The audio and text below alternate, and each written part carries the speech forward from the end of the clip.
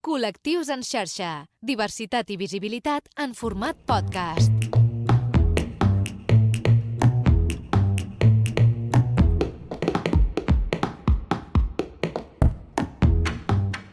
Què tal, com esteu? Hola, Lluís. Hola, què tal, Manel? Escolta'm, quantes coses tenim per parlar per endavant en aquest programa, Tenim moltes Tenim coses. moltes coses perquè avui al Col·lectius en xarxa parlarem sobre l'orientació sexoafectiva i la homofòbia interioritzada i els tabús que poden existir a l'hora de definir-nos. Et sona, Lluís, això d'alguna cosa? Home, em sona bastant. Bastant. Molt bé, doncs avui entrarem en profunditat en aquest tema perquè a mesura que la societat avança també ho fa la nostra manera d'entendre la diversitat, però encara hi ha molts estigmes, pors i barreres que ens condicionen. I per aprofundir en aquesta conversa el tenim ja aquí amb nosaltres, ara us el presentarem. Tenim el Javier Sotomayor, ell és coach sexual que ens ajudarà a comprendre com gestionar aquests aspectes des d'una perspectiva conscient i saludable.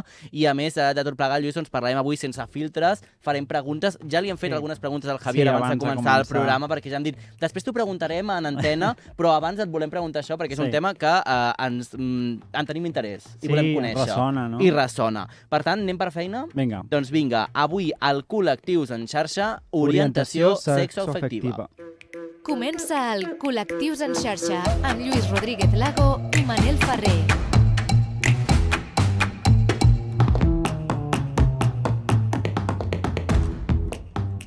I et dono algunes dades abans de començar, si et sembla, i ara us presentarem al Javier. A Espanya, una part significativa de les persones que formen part del col·lectiu encara no han fet pública la seva orientació sexual o identitat de gènere en l'àmbit laboral. Segons un estudi del BBVA i Redi, el 26% d'aquestes persones romanen dins de l'armari en el seu entorn de treball. Aquesta situació sovint es deu a la por a possibles repercussions en la seva carrera professional o a les relacions també que s'estableixen entre companys. De fet, un 66% ha experimentat o conegut casos d'ocultació de la seva identitat per evitar discriminacions i un 35% ha percebut acudits o comentaris desagradables relacionats amb la diversitat sexual. Això, de fet, em sembla, Lluís, que en vam parlar en un episodi de sortir de l'armari en el teu lloc de feina, no? I com et condicionava i com de difícil és. Després, també hi ha una altra realitat, Lluís, amb el tema de sortir de l'armari, que és la gent que ha de tornar a entrar a l'armari quan arriben a la jubilació i s'han de vincular i relacionar amb persones que formen part de residències o centres de dia o centres o espais que comparteixen amb altres persones de la tercera edat. Per tant, són unes dades per començar, però que d'alguna manera ens demostren que hi ha tema, que hi ha causa per parlar-ne i per conèixer una mica tot plegat. Anem a presentar el nostre convidat, perquè el tenim ja amb nosaltres. Avui ens acompanya el Javier Sotomayor, especialista en relacions i coordinador de l'Esplai Eros. Ell és coach sexual i que avui ens acompanya al Col·lectius en xarxa. Com estàs? Benvingut. Què tal? ¿Qué tal? Gracias por la invitación, Luis y Manel. Gràcies per convidar-nos. Són unes dades que hem donat molt per sobre i avui et preguntarem quan sortim de l'armari, si hi ha una edat que és més freqüent sortir de l'armari o més fàcil o no més fàcil, però si hi ha un moment de la nostra vida que potser ens empenyem i sobretot si és més fàcil ara sortir de l'armari que potser quan ho vam fer o ho podíem haver fet els nostres pares o tiets o familiars d'una generació més amunt. Bueno, este tema es muy diverso. ¿Por qué? Porque tenemos que ponernos en un contexto. Somos blancos europeos con privilegio. No nos olvidemos de eso. España es uno de los países con más derechos blindados con respecto a los derechos LGTBI. Por eso es súper importante desde el colectivo seguir luchando en no ir atrás y no perder estos derechos. ¿Qué significa? Que actualmente en el mundo, aquí, cruzando el Mediterráneo, tenemos países donde la gente va a la cárcel por ser gay. Entonces, esto condiciona mucho a si voy a salir o no del armario, si estoy en un espacio seguro o no. Cuando la gente llega a mi consulta o en talleres, lo primero que digo es, antes de llegar y salir del armario, por ejemplo, en la parte laboral, primero hay que valorarlo si vale la pena o no. ¿Por qué? Porque el ambiente es seguro o no. Más que todo, ¿por qué? Porque hemos nacido en un ambiente homófobo y seguimos viviendo en un ambiente homófobo. Entonces, ¿eso qué hace? Que todo el entorno y todas nuestras creencias, la base sea la homofobia, la LGTBI-fòbia. D'acord. Javier, una pregunta que amb tot això, i em sembla que ja ens has respost en part, però per acabar-ho de definir, no és que ens n'adonem compte tard de si ens agraden els homes, les dones, les dues coses o cap de les coses, sinó que el que ens condiciona és una mica els factors externs, no?, a nosaltres, no? És a dir, la feina, la família, doncs els espais que ocupem i que compartim amb altres persones, no? Això és una mica que acaba condicionant a vegades aquesta sortida de l'armari, ¿no? Claro, porque tiene que ver mucho con lo que debemos ser, ¿sí? O sea, se nos ha dicho históricamente que dos hombres, hablo de hombres como puede ser de chicas, de chiques, dos hombres no podíamos expresar el amor, dos hombres no podíamos conectar con el placer. Entonces, partiendo desde ahí, cualquier situación que yo desde pequeñito veo que me siento diferente al resto, porque me ocurre esto, que el entorno te va diciendo, incluso nos preguntan de pequeño, ¿y cuándo tendrás novia? ¿Y qué chica del cole te gusta? ¿Qué es esto? Entonces, partiendo desde ahí, ya nos van condicionando que no podemos ser diversos y que tenemos que funcionar en una normatividad y en una estructura. Entonces, ¿qué va a generar eso? Va a generar mucha ansiedad, porque no estoy cumpliendo con las normas. I m'ha semblat molt interessant també la reflexió aquesta de, bueno, de no sortir de l'armari si no creus que l'ambient és segur, perquè també has d'estar disposat a incomodar, en certa manera. L'altre dia pensava que a vegades ens veiem abocats a viure situacions un pèl violentes, no?, on posem aquestes coses sobre la taula, no? Doncs, per exemple, sortir de l'armari a la feina. Bueno, és interessant. Jo et volia preguntar també, el tema de les etiquetes, no? Sortim de l'armari. Ara, les generacions d'ara surten de l'armari amb aquestes etiquetes molt prefixades, molt establertes, molt estanques, com, per exemple, passava més a la meva generació, o la cosa està canviant? Bueno, esto va dando vuelta, volvemos a lo de antes, hay cambio, luego volvemos a lo clásico. Lo más interesante con respecto a las etiquetas es entender para qué son o en qué nos pueden ayudar. Siempre doy el ejemplo en mis círculos de hombre que las etiquetas tienen que ver con... Esto es como la ropa. Por ejemplo, la ropa lleva etiquetas. ¿Por qué? Porque todos los seres humanos somos diversos, así como la ropa, que hay prendas que pueden ir en lejía, hay algunas que tienen que lavarse a mano, otras que no pueden meterse a la secadora. Entonces, partiendo desde ahí, es una información que le entregamos al resto a cómo deben de cuidarnos y cómo debemos de cuidarnos entre nosotros, porque esto es lo que tenemos que reforzar dentro del colectivo, cómo nos cuidamos.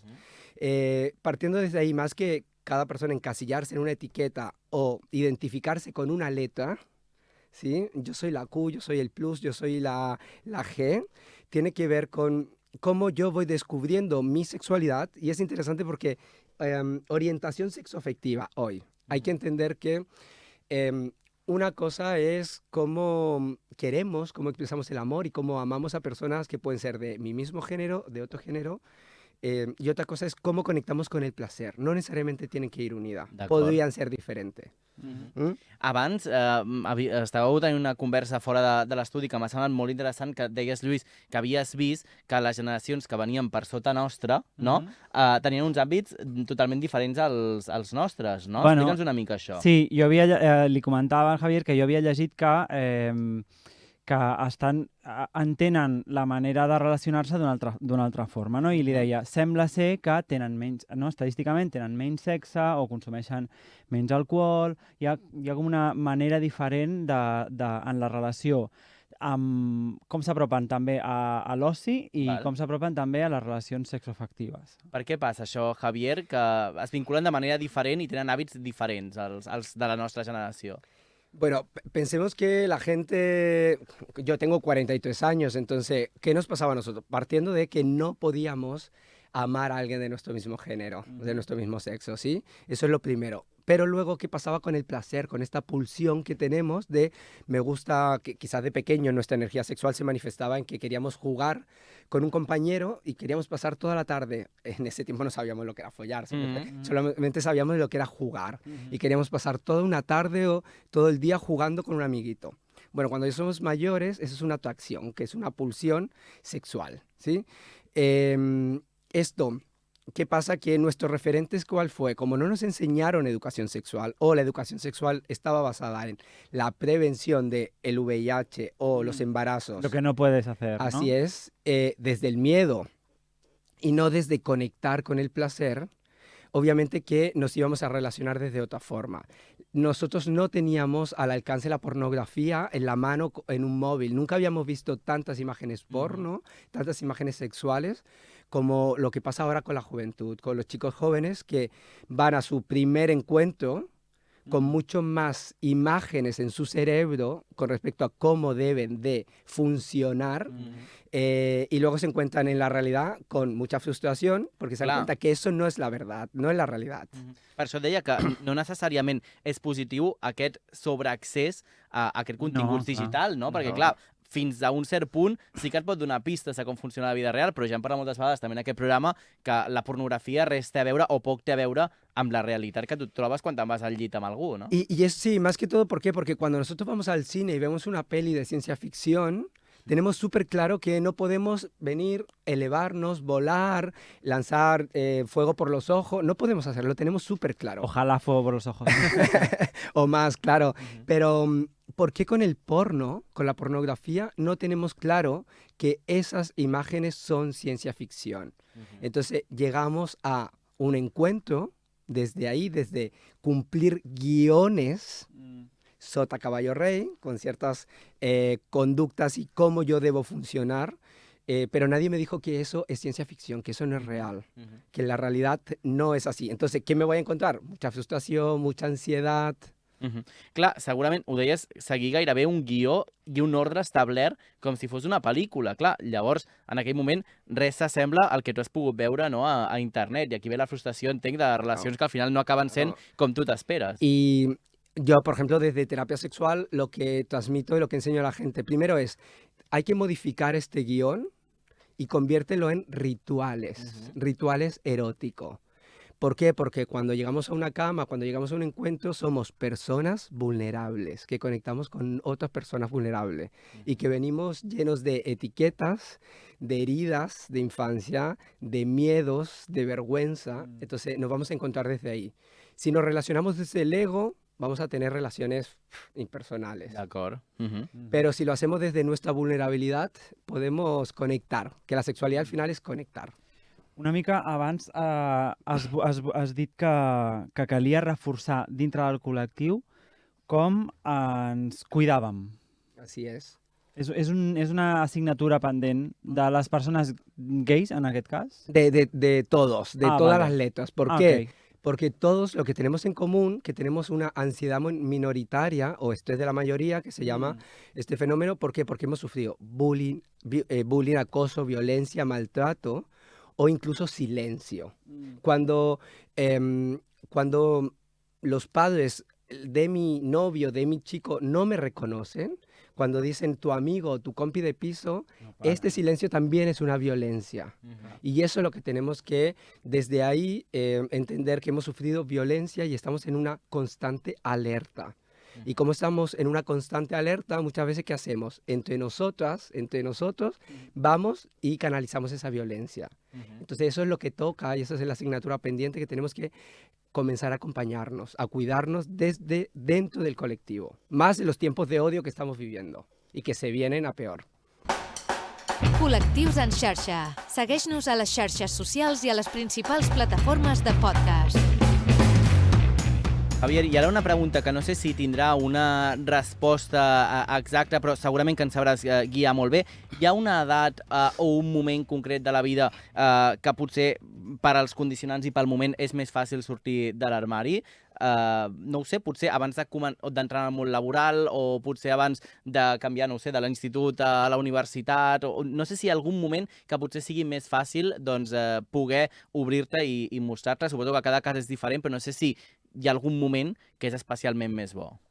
Bueno, pensar que las generaciones antiguas vivieron con Franco, entonces no salieron muy tarde del armario. Incluso muchos, sus padres marcharon, murieron, y sus padres nunca se enteraron, nunca hablaron del tema. Ellos, a nivel personal, hay una herida ahí, porque no fue reconocida su sexualidad, su orientación sexoafectiva. Con respecto a la gente actual, por eso lo que decía, somos blancos europeos con privilegio, no nos olvidemos de esto. Y en este momento, quizás un adolescente, cuando su autoerótica ya pasa a mirar al entorno y la erótica ya está en los otros, ahí se empieza a dar cuenta de su atracción a las personas de su género. Principalmente lo que hacemos es quizás contarlo a una figura femenina. ¿Por qué? Porque hay mayor sensibilidad. Por eso lo contamos a una amiga, a una prima, a una mujer, a una chica. Desde ahí nos sentimos más seguros. Y luego, a medida que vamos trabajando esta homofobia interiorizada, porque nos dijeron que no podía ser, es donde nos vamos abriendo en el mundo laboral, hasta llegar un momento que si tenemos que salir a buscar pisos en los tiempos que estamos, que no podemos vivir solo, cuando te dicen, bueno, pásame la nómina, ¿con quién vas a vivir? No, con un amigo. O con mi pareja. Venga, pásame la nómina de tu pareja. La pareja es un chico igual que yo. Claro. Sí, entonces ahí también hay un tema. Cuando yo no he salido del armario en todos los contextos, es porque hay una cierta incomodidad que también va a influir en mi sexualidad. ¿Cómo yo fluyo en mi sexualidad?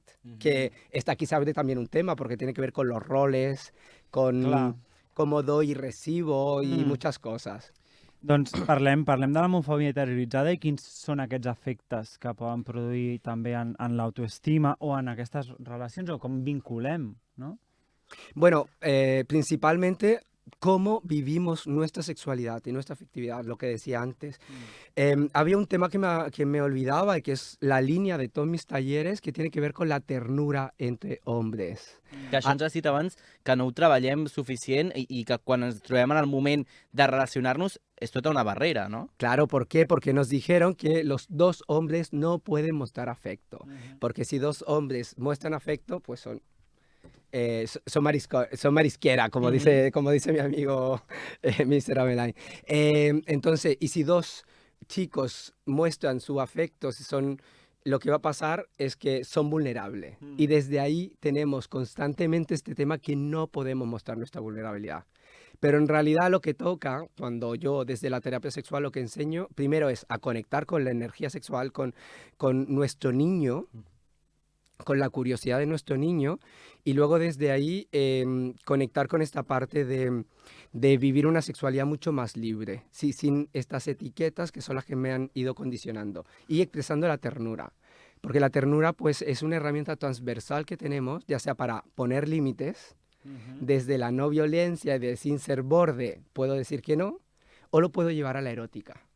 Entonces es muy interesante cómo podemos expressar la ternura entre hombres.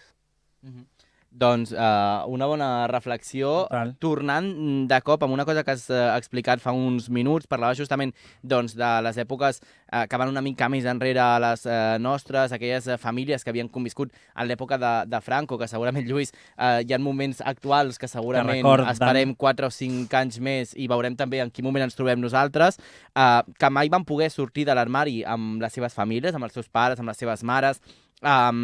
Com afecta a una persona adulta, que ara arriba a ser adulta, que ja no té els pares i els seus referents, que mai van saber de la seva orientació sexual, com afecta la seva vida i en el seu benestar emocional el fet de no haver-se pogut mostrar mai amb el seu cercle més proper. Parlàvem de l'època franquista, però estic segur que ara mateix, a l'època actual, deu haver persones que viuen dins de l'armari i que no han pogut, i inclús s'han casat amb dones, han tingut fills, han tingut família, tenen una feina i en coneixem, com diu el Lluís. Com afecta emocionalment el fet de no haver pogut fer aquest pas? Bueno, aquí tiene que ver mucho con vincularse con estas heridas de infancia, de no sentirme reconocido, ¿sí?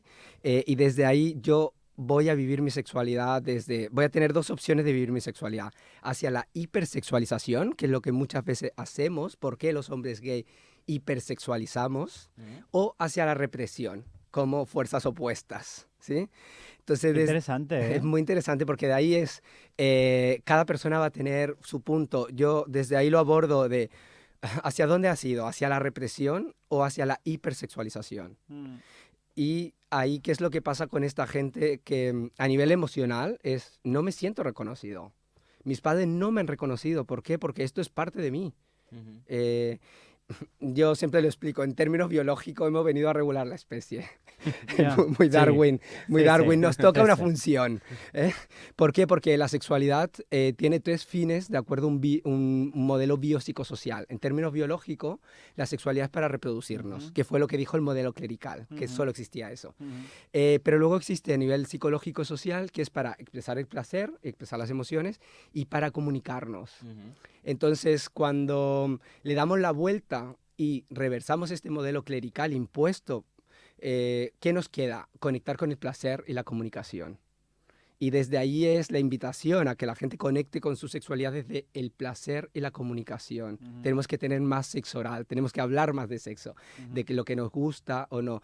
Pero esto no tiene que ver con cumplir guiones de lo que vimos en una escena de ciencia ficción, sino que tiene que ver con conectar con quien tenemos enfrente. Molt bé, molt bé. El Lluís s'ha quedat reflexiu amb això de amb quina banda de Bueno, la història clar, et quedes, no? perquè sempre parlem, o moltes vegades aquí parlem, i m'aixequem molt al col·lectiu, o jo ho faig, gay, per aquesta violència visual, a vegades que s'exerceix a les xarxes, amb aquestes fotografies, aquests cossos perfectes, entrenats, i aquest matxaque psicològic. I, bueno, em dona el Javier una altra explicació a per què hi ha aquesta tendència.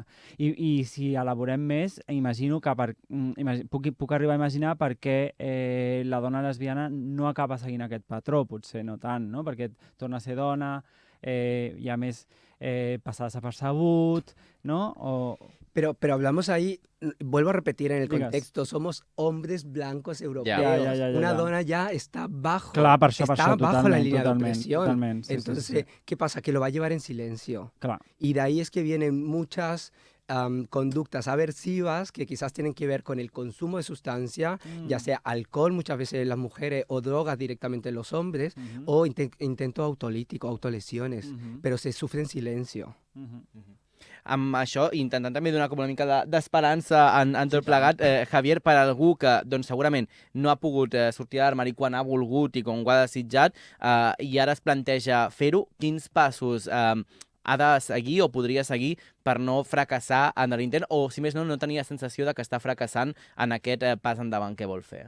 Lo primero tiene que ver con conectar conmigo, con qué quiero yo, qué necesito yo. ¿Necesito yo salir del armario ahora?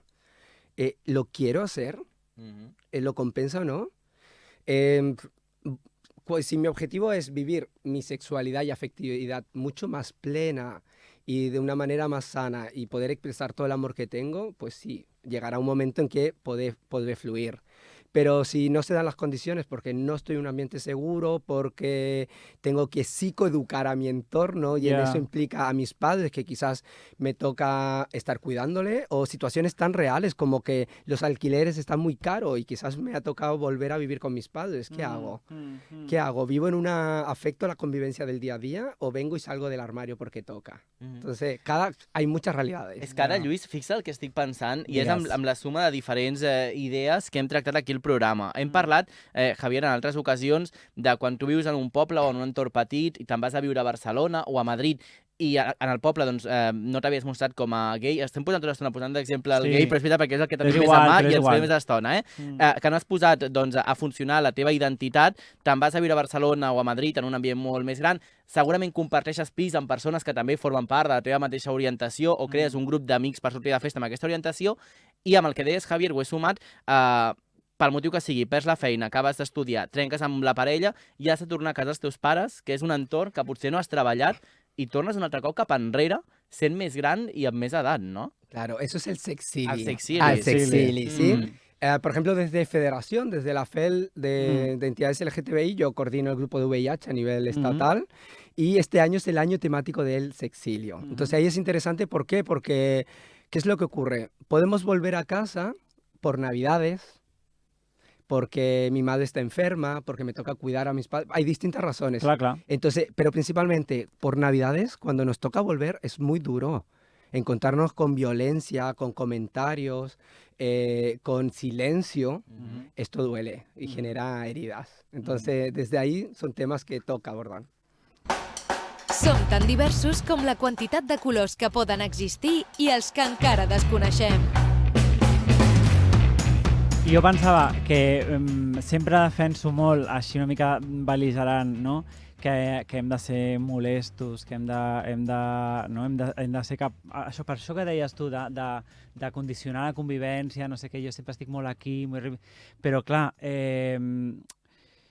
si estàs en una posició en la que això et pot girar molt a la contra, és que entenc que prefereixis callar-te i fer un altre paper. Jo si m'analitzo a mi mateix, no, també, en quins moments he pogut ser més expansiu amb el que pensava, doncs quan he tingut la seguretat de que potser, sí, aquell moment seria violent, però després me'n podien sortir prou bé, no? És veritat que és des d'un privilegi. Sí, sí.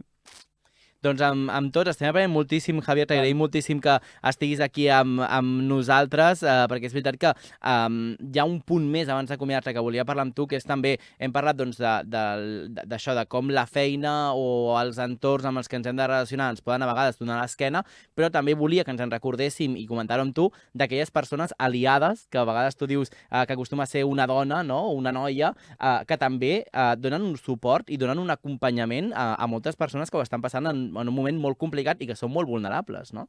Claro, porque conectamos con esa sensibilidad que tiene la energía femenina y que nosotros también los tenemos porque lo que decía antes, somos en término evolutivo, así como venimos a regular la especie, también nos tocan muchas tareas de cuidado a la población. Tenemos muchas tareas de cuidado y desde ahí tenemos que acompañarnos. Y esto que quizás pasa con las chicas trans, las personas trans, que viene desde esta mujer que las chicas salen, que va a coger el taxi, avísame cuando llegues, pues tenemos que hacer lo mismo entre las personas trans, entre las personas del colectivo y tenemos que cuidarnos más. Y hay un tema que lo dejo ahí que tiene que ver con cómo cuando nos vinculamos con otro a nivel sexual, ¿qué pasa con el aftercare, con el cuidado que hay después?